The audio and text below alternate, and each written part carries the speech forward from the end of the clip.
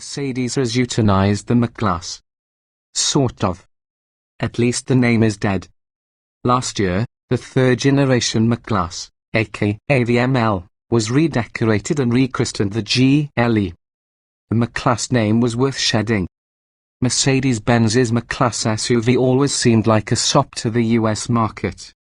Almost 2 decades ago, it arrived as an amorphous blob on 16-inch wheels that was developed reluctantly and marketed half sincerely with an appearance in the first Jurassic Park sequel.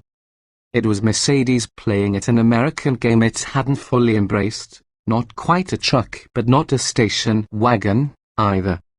It was one of the first crossovers as we know them now, but back then it seemed like a disingenuous attempt to hone in on the hot-selling Ford Explorer's action. You know, the Explorer that was featured in the original Jurassic Park. More Mercedes than before this year, GLE400 4MATIC gets Mercedes 329 horsepower 3.0-litre twin-turbo V6. The new engine helps the GLE drive, feel, and look more like a real, honest Stuttgart Mercedes than any M-Class ever did. That's true even though it's assembled, as the ML always has been, at a plant near Vance, Alabama. More like, however, isn't the same as is. This refreshed Mercedes still doesn't seem to have its whole heart in this market segment. The renaming wasn't particular to this model but part of a larger scheme to establish a rough harmony between Benz's traditional sedan and SUV lines. Basically, the SUVs are now branded as GL, with the third letter indicating each model's position in the size hierarchy. So the GLE is bracketed between the smaller GLA and GLC, previously the GLK, and the larger GLS, formerly the GL. And, no surprise, the GLE400's twin-turbo V6 also is offered in the class sedan and seems destined to spread throughout the MB range as a fuel-stingier alternative to V8s. In the GLE range, as in the sedan, this V6 supplants a 402 horsepower turbocharged V8 model, which used to be called the ML550. Naturally, this V6 hits all the expected technical highlights. It's direct injected, has variable valve timing, and is tuned to keep engine speeds low for better fuel economy. The EPA city rating rises 4 miles per gallon over that of the former V8, while the highway number increases by 3 miles per gallon.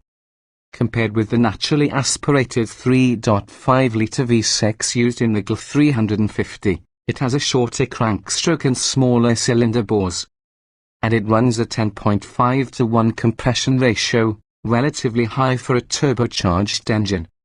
That 329 horsepower rating is somewhat deceptive, because what the engine delivers best is a sweet natural well of torque. There's good response right off the line as the turbos kick in early, but only a moment after that event the engine produces its 354 lb-ft of peak torque at 1,600 revolutions per minute and maintains that output all the way up to 4,000 revolutions per minute. Throw in the confident talents of Mercedes' 7-speed automatic transmission and the 4MATIC all-wheel drive system, and the result is a nonchalant driving experience. There's always torque available, and that torque always finds a drive wheel to use it.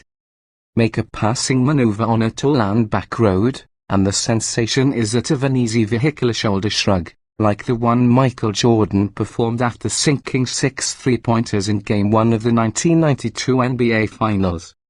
Satisfactory, but not exemplary, dynamics keeping in mind that, German roots and Alabama connections notwithstanding, this isn't a Wernher von Braun spec rocket ship. That mission is reserved for the AMG models. The GLE400 is quick and satisfyingly nimble. The waltz to 60 miles per hour takes 5.5 seconds, while the quarter mile goes by in 14.1 seconds at 99 miles per hour. That's exactly the same 0 to 60 mph time achieved by the 2017 Audi Q7 3.0T. Which is powered by a 333 horsepower 3.0-litre supercharged V6. And the Mercedes is 0.1 second quicker in the quarter mile, with an identical 99 miles per hour trap speed. The former V8-powered ML550 was a bit faster than the current V6-powered GL400, getting to 60 miles per hour 0.6 seconds quicker and completing the quarter-mile run 0.7 seconds earlier, but this new V6 performs competitively.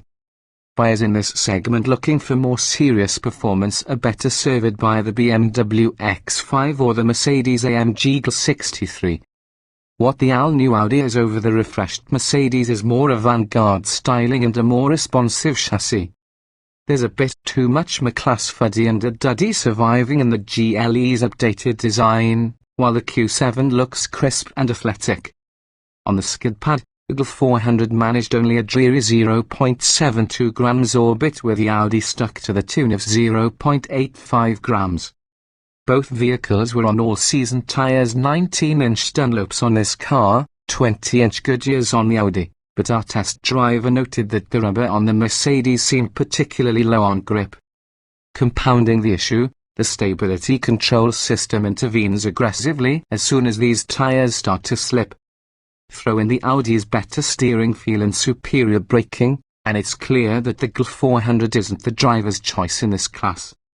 The inside story: it may not be the people hauler's preference, either. The slightly larger Q7 has 3 rows of seats to accommodate 7 people, whereas the GLE allows 5 in 2 rows. Still, there are arguments working in the Benz's favor.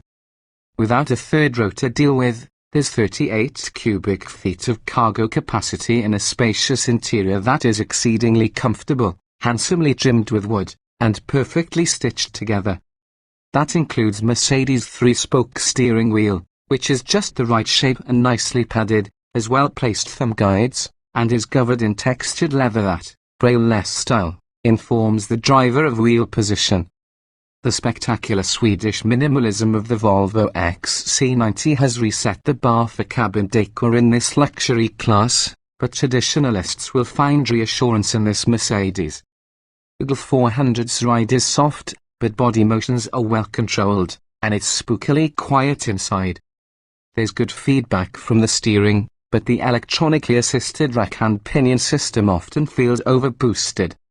The GL400 always feels substantial and well thought out. Of course, like every vehicle in this class, it can be optioned up to include virtually every technology from automatic lane keeping and adaptive cruise control to a $2,910 active curve system that varies the roll stiffness of the front and rear stabilizer bars in conjunction with the adaptive damping system. The GL400 4MATIC starts at $65,525, including a $925 destination charge. Injudiciously checking too many of the option boxes, such as the ridiculously overpriced $5,800 Bang & Olufsen premium audio system, will knock the total price up beyond $85,000. The tested vehicle carried a $75,765 bottom line. Of course, buyers could save a few bucks by choosing the less expensive GL350. Which starts at $52,025 with rear-wheel drive.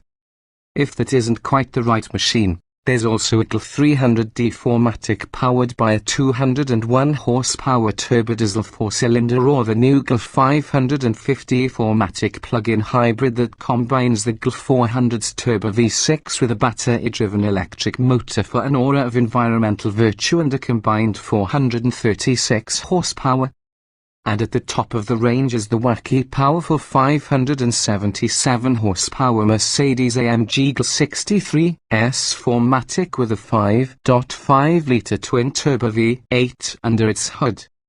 Or there's the funky GL450 AMG Coupe, which shares its essential engineering with the upright GLE SUV but has a stylish to some eyes sloping roof to eliminate much of that pesky utility and cargo capacity. It practically announces the owner's disdain for logic, aesthetics, and usefulness, so naturally it got the starring role among the fleet of Mercedes products in last year's Jurassic World flick. There's a grace to the GL400 that was missing from its sometimes dump-looking ML ancestors. and there's a unity to the design that seems in line with what buyers expect from a Mercedes. But there's still some stopgap feel here, as if this may be the warm-up act for a truly great fourth-generation midsize SUV from Mercedes-Benz.